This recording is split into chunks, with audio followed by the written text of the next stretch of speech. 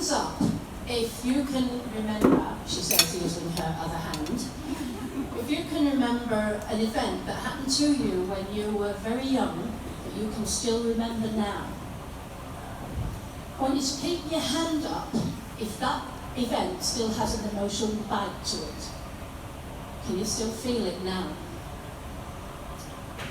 In 2020, the Australian Institute of Health and Welfare did a survey in which they released some figures that 14% of children at primary school have mental health disorders.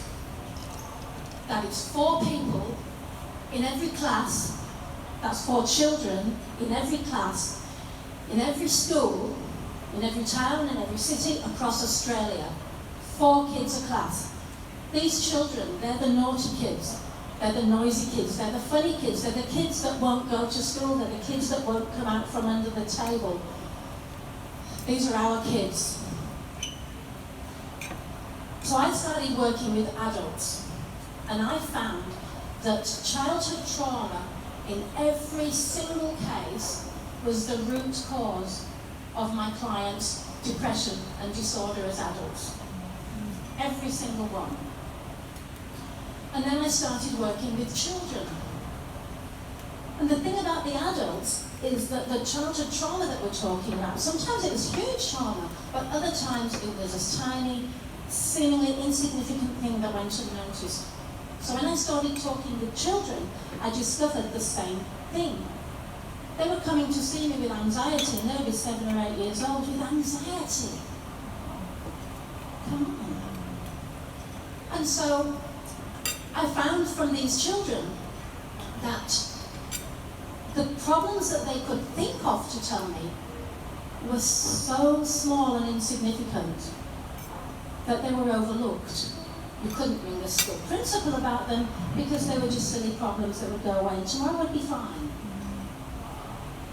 So I developed a story for the children about a trash can, and I taught the children that they have a trash can that follows them every single day, and the role of the trash can is to collect all the memories that happen all through the day and put them in the bin for later.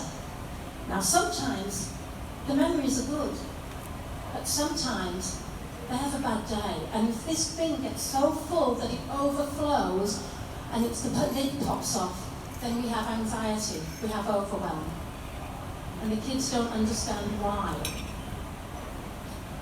So I developed a strategy for the children so that they could recycle their problems and work it out. So what happens is, we look at the problems in the bin, and we take the problem and we look at it in a different way. We don't take the problem and the emotion, because guess what? That's where we all get stuck.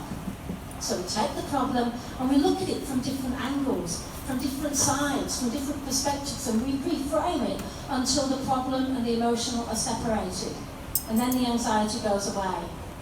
If you want to know more about how to recycle your day, please let me know, because I have an idea worth sharing. I made my story a book.